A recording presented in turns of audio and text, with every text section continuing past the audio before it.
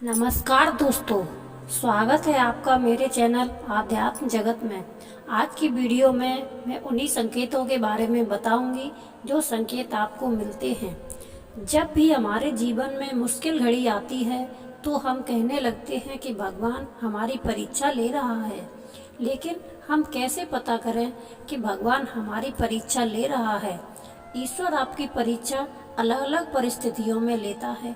अगर ईश्वर पर आपका विश्वास हर परिस्थितियों में कायम है तो आप ईश्वर की परीक्षा में पास हो जाते हो, और अगर थोड़ा भी ईश्वर से विश्वास उठ जाए तो आप उस परीक्षा में फेल हो जाते हो। तो आज इस वीडियो में आपको पता चलने वाला है कि जब ईश्वर परीक्षा लेते हैं तो उस समय आपके साथ क्या क्या होता है। दोस्तों, भगवान परीक्षा उन्हीं लोगों की लेते हैं जिन पर वह विश्वास करते हैं, और देखते हैं कि व्यक्ति कब तक धर्म का पालन करेगा और उनकी परीक्षा में पास हो पाएगा या नहीं। तो मित्रों, अब बात करते हैं उन संकेतों की जो इंसान के साथ होता है जब भी भगवान उनकी परीक्षा लेते हैं। सबसे पहला संकेत आपके जीवन में दुख चरम सीमा पर पहुंच जाना। दोस्तों, जब भी भगवान परीक्षा लेते हैं तो लोगों के जीवन में दुख चरम सीमा पर पहुंच जाता है। हर दरवाजे बंद हो जाते हैं और व्यक्ति को समझ नहीं आता कि वह क्या करे। सब कुछ करने के बाद भी उसे निराशा ही मिलती है। अगर आपके साथ भी ऐसा कुछ हो रहा है तो समझ जाना कि दोस्तों, भगवान आपकी परीक्षा ले रहे हैं, क्योंकि हीरो को रगड़ने पर ही चमकता है। सोने को शुद्ध होने के लिए आग से तपना पड़ता है, उसी तरह आपका जीवन भी कठिनाइयों से गुजरता है और आप हर चुनौतियों का सामना करते हुए आगे बढ़ते हो तो एक दिन आपको सफलता जरूर मिलेगी। आपका जीवन खुशहाल हो जाएगा। उस दिन आपको सफलता जरूर मिलेगी। आपका जीवन खुशहाल हो जाएगा। उस दिन आपको यह समझ जरूर आएगा उस सफलता को पाने के लिए उस कठिन परिस्थितियों से गुजरना बहुत जरूरी था। दूसरा संकेत है भगवान से भरोसा उठ जाना। कई बार व्यक्ति के जीवन में ऐसा समय आता है जो समय उसको पूरी तरह से तोड़ के रख देता है। उस समय ईश्वर से विश्वास कम होने लगता है। कई सारे ऐसे लोग भी होते हैं जो भगवान का नाम लेना भी छोड़ देते हैं। वह नास्तिक हो जाते हैं क्योंकि वह उन परिस्थितियों को सह नहीं पाते और ना ही यह समझ पाते हैं कि उनके साथ ऐसा क्या हो रहा है कि यह भी एक संकेत है कि भगवान आपकी परीक्षा ले रहा है, और इस परीक्षा में बहुत कम लोग ही पास हो पाते हैं। बहुत से लोग ऐसे होते हैं जो गलत राह पर चले जाते हैं और बुरे बन जाते हैं, लेकिन जो पास होता है वह खुद पर और ईश्वर पर भरोसा रखता है। चाहे कितनी भी बुरी परिस्थिति क्यों न आ जाए, वह हमेशा धैर्य से काम लेता है और अपने मन को शांत रखने की कोशिश करता है। दोस्तों, अगर आपको भी इस परीक्षा में पास होना है तो भगवान पर भरोसा रखें कि एक दिन सब ठीक हो जाएगा। बस आपको खुद पर भरोसा और हिम्मत रखना होगा। दुख तो हर इंसान के जीवन में आता रहता है। यही तो है भगवान की माया, कहीं धूप कहीं छाया। जब आपके जीवन में दुख आता है, परेशानियां आती हैं, तभी आपको पता चलता है कि सुख की असली वैल्यू क्या है। एक भूखे को ही अन्न का पता होता है कि अन्न कितना जरूरी है, अन्न कितना महत्वपूर्ण है, कितना विशेष है। जिसके पास रहने को छत नहीं होगी वही घर की वैल्यू को जानता है। उसी प्रकार जब आपके जीवन में दुख आता है तब आपको सुख की वैल्यू और उसका अनुभव अच्छे से समझ आता है। वैसे तो दुनिया में कोई व्यक्ति नहीं है जिसने सुख और दुख दोनों को प्राप्त नहीं किया हो। सुख और दुख तो हमारे जीवन का हिस्सा है। तीसरा संकेत है मन में दया की भावना जागना। जब भगवान परीक्षा ले रहे होते हैं तो ऐसा लगता है कि आप खाना खा रहे हैं और उसी वक्त कोई इंसान आपके दरवाजे पर खाना मांगने आ जाता है कोई गाय आपके दरवाजे पर आ जाती है, या कोई कुत्ता आ जाता है, या कोई बिल्ली आ जाती है और अपनी थाली में से उसे रोटी खिला देते हैं, तो इसका मतलब है कि भगवान आपसे प्रसन्न हो जाएंगे, क्योंकि इससे ऐसा माना जाता है कि आपने अपने मुंह का निवाला उसे दे दिया, और यह बहुत बड़ा दान माना जाता है। भगवान ऐसे ही आपकी कई बार परीक्षा लेते हैं।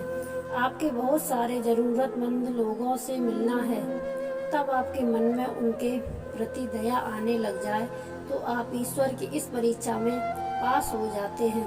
आपने कई कहानियों में भी सुना होगा कि भगवान खुद किसी जरूरतमंद इंसान या जानवर के रूप में अपने भक्तों की परीक्षा लेने आते हैं, तो आपको ऐसे लोगों की मदद करनी चाहिए। ऐसा करने से भगवान आपसे प्रसन्न होते हैं और उनकी कृपा आप पर हमेशा बनी रहती है।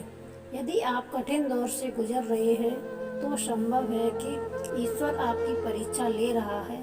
वह देखना चाहता है कि आप उन्हें कैसे प्रतिक्रिया देंगे और क्या आप अभी भी उस पर भरोसा करेंगे। यह याद रखना महत्वपूर्ण है, भगवान हमेशा आपके साथ है। भले ही समय कठिन हो, शक्ति के लिए उस पर निर्भर रहें और वह आपको इस कठिन समय से निपटने में मदद करेगा। जब आप किसी कठिन निर्णय का सामना कर रहे हो तो यह जानना कठिन हो सकता है कि क्या करें। यदि आप अपने आप को खोया हुआ महसूस कर रहे हैं तो संभव है कि भगवान आपकी परीक्षा ले रहा है। वह देखना चाहता है कि क्या आप उस भरोसा करेंगे और उसका मार्गदर्शन लेंगे। याद रखें, ईश्वर जानता है कि आपके लिए सबसे अच्छा क्या है। उससे बुद्धि मांगे और वह आपको सही निर्णय लेने में मदद करेगा। यदि आप अपने रिश्ते में कठिन दौर से गुजर रहे हैं तो संभव है कि भगवान आपकी परीक्षा ले रहे हैं। वह देखना चाहते हैं कि आप अभी भी एक दूसरे से प्यार करेंगे और एक दूसरे पर भरोसा करेंगे, भले ही समय कठिन हो। याद रखें, भगवान जानता है कि आपके रिश्ते के लिए सबसे अच्छा क्या है। उसका मार्गदर्शन लें, वह आपको इस कठिन समय से निपटने में मदद करेगा।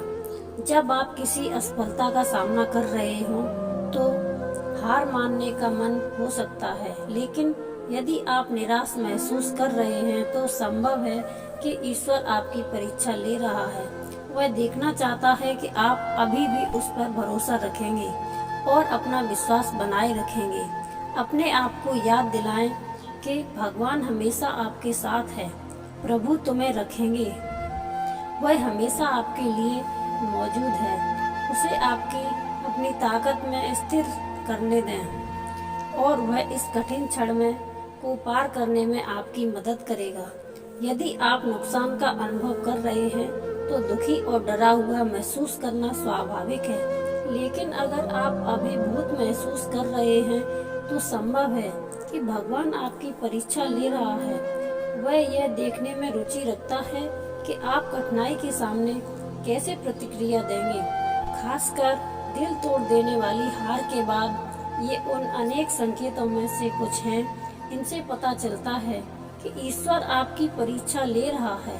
यदि आप कठिन समय से गुजर रहे हैं तो भगवान पर भरोसा रखें और वह आपका साथ देगा। याद रखें कि वह जानता है कि आपके लिए सबसे अच्छा क्या है और वह इस कठिन समय से निकलने में आपकी मदद करेगा। उस पर भरोसा रखें और विश्वास रखें। भगवान भोलेनाथ को इस समस्त सृष्टि का रचयिता माना जाता है। उनका न आदि है न अंत। पौराणिक कथाओं के अनुसार भगवान शिव का विवाह पार्वती मैया के साथ हुआ था। इस विवाह के लिए पार्वती जी को सैकड़ों वर्षों तक कठोर तपस्या भी करनी पड़ी थी। भगवान भोलेनाथ को बेहद जल्दी प्रसन्न होने वाला देवता भी माना जाता है।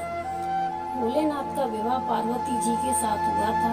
इसके लिए पार्वती जी ने सैकड़ों वर्षों तक कठिन तप किया था। तब के बाद एक वक्त ऐसा भी आया था, पार्वती जी को भगवान शिव की परीक्षा का सामना भी करना पड़ा था। पौराणिक कथाओं के अनुसार माता पार्वती ने भगवान शिव को अपने पति के रूप में पाने के लिए सैकड़ों वर्षों तक कठिन तप किया था। उनकी तपस्या को देखकर देवताओं ने शिवजी से देवी पार्वती की मनोकामना पूरी करने की प्रार्थना की थी। इसके बाद भोलेनाथ ने सप्त ऋषियों को पार्वती जी की परीक्षा लेने के लिए भेजा। इस परीक्षा के दौरान सप्त ऋषियों ने शिवजी के ढेरों अवगुणों को बताते हुए माता पार्वती से शिवजी से विवाह न करने का कहा, लेकिन पार्वती जी अपने निर्णय से टस से मस नहीं हुई। एक बार भगवान भोलेनाथ ने खुद पार्वती जी की परीक्षा लेने का निर्णय लिया। माता पार्वती के तप से प्रसन्न होकर शंकर जी ने उनके सामने प्रकट हुए और उन्हें वरदान देकर अंतर्धान हो गए। कुछ देर बाद ही एक मगरमच्छ ने एक लड़के को पकड़ लिया और लड़का मदद के लिए पुकारने लगा। बच्चे की आवाज़ सुनकर पार्वती जी नदी किनारे पहुंची और उनका मन द्रवित हो गया। इस बीच लड़के ने माता पार्वती को देखकर कहा कि मेरी न माँ है, न बाप, न कोई मित्र ही है।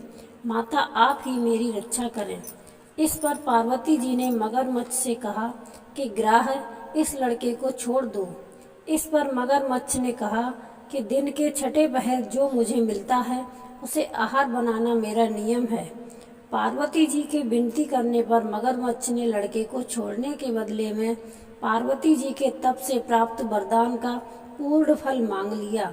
इस पर पार्वती जी तैयार हो गई। मगरमच्छ ने बालक को छोड़ दिया और तेजस्वी बन गया।